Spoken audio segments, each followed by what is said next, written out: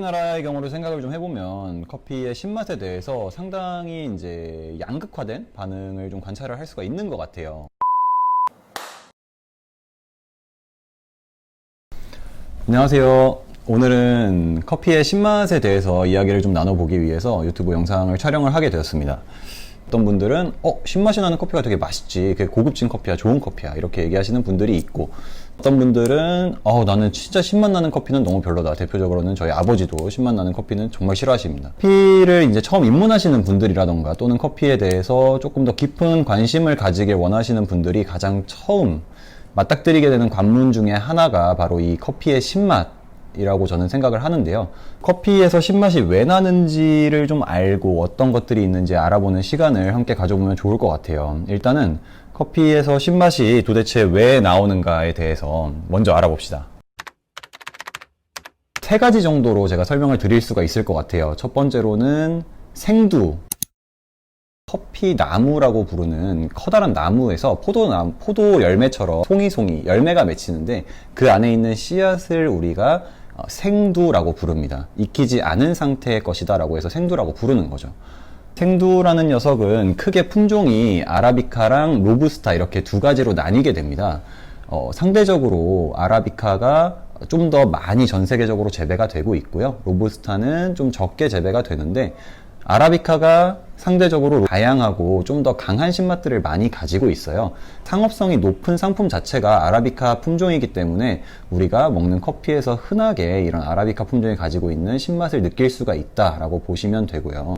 또 하나는 아라비카 품종 내부에서도 하위 품종이 엄청나게 많아요. 그건 무슨 말이냐면 예를 들면 우리가 사과라고 하더라도 이 사과에 대해서 엄청나게 다양한 품종들이 있잖아요. 커피도 자라나는 환경, 즉 토질이라던가 일조량이라던가 강수량이라던가 수많은 영향을 받기 때문에 이 영향을 어떻게 받고 어떤 특징을 부여받느냐에 따라서 신맛이 좀 더 강하게 표현될 수도 있고 약하게 표현될 수도 있습니다.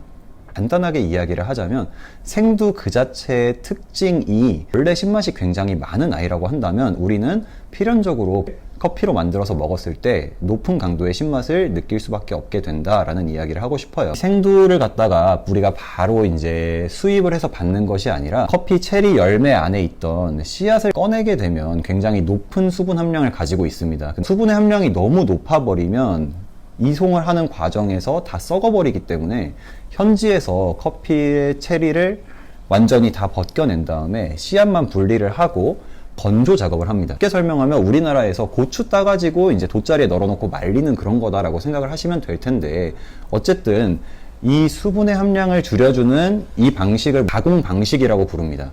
커피의 가공 방식에 따라서도 이 커피가 가지고 있는 신맛이 좀 더 도드라지게 느껴질 수도 있고 조금 묻힐 수도 있는데 이 부분에 대해서는 제가 추후에 좀 더 자세하게 설명을 드릴 기회가 있을 거라고 생각이 돼요. 그래서 우리가 첫 번째로 알아본 거는 생두 그 자체가 굉장히 시거나 그렇지 않을 수가 있다. 요거에 따라서 커피의 신맛이 조금 다르게 표현될 수 있다는 거 이해해 주셨으면 좋겠고요. 두 번째로는 여러분들 많이 들어보셨을 만한 로스팅의 개념이에요. 로스팅은 개념적으로는 굉장히 간단하고 쉬운 거예요. 콩을 볶는 거라고 생각을 하시면 됩니다. 가공이 완료된 생두를 로스터가 받아가지고 그걸 갖다가 로스팅 기계라고 부르는 거 안에다 집어넣는데 커다란 원통이 있고 그 안에다가 생두를 집어넣는 거예요. 그리고 나서 주변에서 열을 가해주면 이 생두가 이렇게 원통 안에서 회전을 하면서 돌아가면서 익혀지는 게 이제 로스팅의 과정이라고 보시면 됩니다. 중요한 것은 뭐냐면 내가 어느 정도까지 콩을 익힐 것이냐를 판단하는 게 되게 중요하겠죠. 결과물을 놓고 보자면 크게 한 세 가지 정도로 구분을 할 수가 있어요. 아주 간단하게 약배전, 중배전, 강배전 구분을 할 수가 있는데 약중강, 이 약배전은 어떤 거냐면 볶음의 정도, 즉 콩을 굉장히 약하게 볶은 거예요. 다음으로 그거보다 조금 더 많이 볶으면 중배전, 아주 강하게 볶으면 강배전이다 이렇게 얘기를 하는데 이 결과물에서 우리가 느낄 수 있는 부분들은 뭐냐면 생두 자체는 원래 굉장히 많은 산미를 가지고 있습니다. 어떤 열매에 단단한 씨앗이기 때문에 우리가 이거를 직접 깨물어 보거나 하면은 굉장히 날카롭고 강한 신맛들이 많이 느껴져요. 근데 이걸 갖다가 열을 가해서 막 볶게 되면 산미라고 하는 부분들, 이 부분들이 열에 의해서 많이 분해가 돼서 사라져 나갑니다. 즉 약배전이면 약배전일수록 생두가 가지고 있는 본연의 신맛들이 좀 더 강조돼서 표현이 되고, 열이 계속 가해져가지고 이 커피가 계속 뭔가 변화를 하게 되면 점점 더 색깔도 까매지고 상대적으로 신맛은 감소하고 쓴맛이 증가하는 그런 결과가 나오거든요. 그래서 카페에 가서 이 커피가 굉장히 신맛이 많이 나겠다 또는 신맛이 별로 안 나겠다를 육안으로 쉽게 판단할 수 있습니다. 로스팅의 결과물은 그라인더 안에 이제 커피를 갈기 위해서 원두가 준비되어 있을 텐데, 그 원두의 색깔이 바로 로스팅의 결과물이기 때문에 그래요. 원두의 색깔이 굉장히 밝고 연한 색이다 이러면은 약배전이라는 뜻이거든요. 이런 커피는 상대적으로 신맛이 좀 많이 날 확률이 높다라고 보실 수가 있겠고, 우리가 뭐 프랜차이즈 카페 같은 데를 방문을 하면 호퍼 안에 들어있는 원두의 색깔이 막 반짝반짝하고 엄청나게 까만색인 걸 볼 수가 있을 거예요. 그런 콩들은 기본적으로 강배전이 된 상태이기 때문에 신맛이 굉장히 감소되어 있는 상태고, 우리가 지각하기에도 신맛보다는 약간 구수하다든가 쓰다던가 맛을 많이 느낄 수가 있겠죠. 그래서 그런 부분들을 이제 생각을 해봤을 때 우리가 쉽게 눈으로도 어느 정도 맛을 예측을 할 수가 있다라고 볼 수가 있고요. 마지막으로는 약간 이제 어렵게 느끼실 만한 분들도 있는데, 추출이라는 부분도 커피의 신맛에 영향을 주는 요소 중에 하나입니다. 근데 추출은 이제 제가 앞으로 영상을 찍어 나가면서 차차 좀 자세하게 설명을 드릴 텐데, 추출을 기본적으로 잘하고 잘 못하고는 분명히 있어요. 우리가 추출의 상태가 정상적이다라고 보는 기준이 있고 정상적이지 않다라고 보는 기준이 있는데, 그 중에 추출을 잘 못했을 경우, 커피의 성분들을 우리가 원하는 만큼 충분히 뽑아내지 못했을 경우에 이것을 과소추출이라고 부릅니다. 과소추출이 일어나게 되면 상대적으로 커피가 가지고 있는 신맛이 굉장히 부각돼서 나타나기 때문에, 그렇게 심하게 신 원두가 아닌데도 불구하고 만약에 잘못 내려서 과소추출의 결과물을 만들게 되었다면 상대적으로 굉장히 신맛을 좀 불쾌하거나 강하게 느낄 수 있게 된다고 생각을 해요.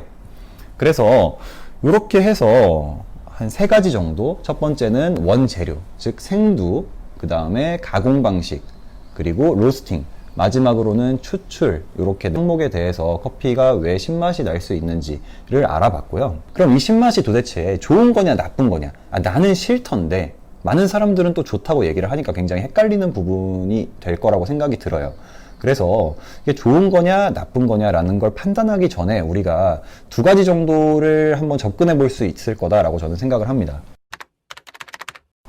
첫 번째로는 이제 정성적인 접근이에요.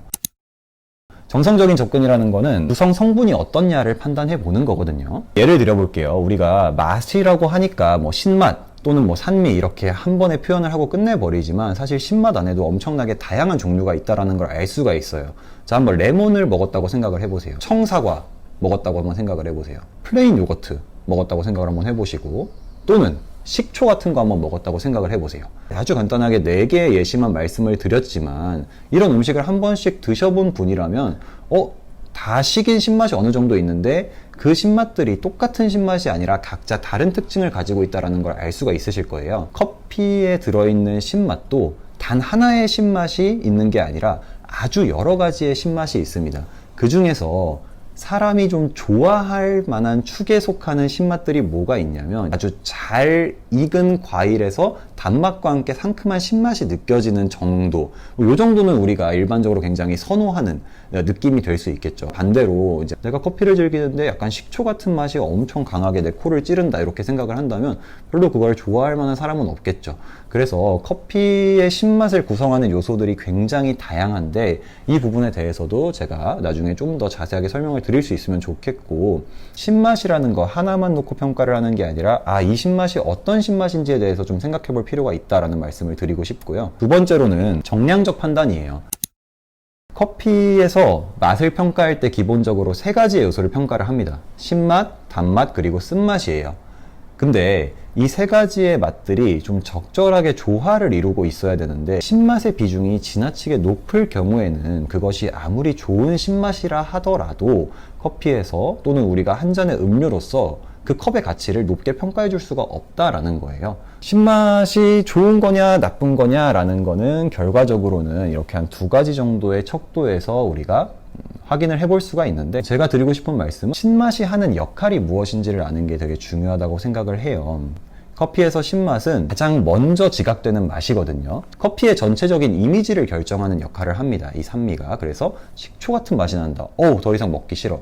또는 굉장히 상큼하고 단맛이 같이 올라온다 그러면 뭐야, 내가 평소에는 경험해보지 못한 커피인데? 이런 식으로 접근을 하게 된다는 것이죠. 신맛이라는 거는 커피의 전체적인 분위기를 결정을 하고 또한 커피의 생동감을 줍니다. 커피의 생동감을. 그래서 맛이 굉장히 풍성하고 다양하게 느껴질 수 있도록 도와주는 그런 기폭제 역할을 하는 게 바로 커피 산미의 역할이기 때문에 흔히 이야기하는 커피 업계에서 좋은 커피의 산미는 필수 조건이에요. 산미가 없는 커피에 비싼 가격을 매기거나 산미가 없는 커피를 비싼 가격에 거래되려는 시도가 잘 일어나지 않는 이유가 산미가 있는 커피들이 전체적으로 훨씬 더 좋은 평가를 받기 때문에 그렇습니다. 하지만 제가 생각했을 때 나는 그럼 신맛이 싫은데 이렇게 생각하시는 분들이 분명 있을 거라고 생각이 들어요. 그것은 그들의 이야기라고 저는 생각을 합니다. 커피를 거래하고 뭔가 그것에 가격을 매기고 고객들에게 뭔가 새로운 가치를 부여하는 입장에서 좋은 커피다 나쁜 커피다를 구분하는 것처럼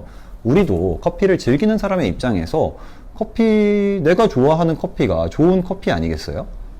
한 잔의 좋은 커피라는 건 비싼 커피보다는 내 취향에 맞는 커피라는 생각을 저는 해요. 궁극적으로는 커피 산업에서 산미라는 이 신맛이라는 부분이 굉장히 중점적으로 다뤄지고 있는 토픽 중에 하나고 커피의 산미라는 것을 이렇게 체계적으로 이해하기 위해서 많은 틀과 어떤 내용들이 준비가 되어 있어요.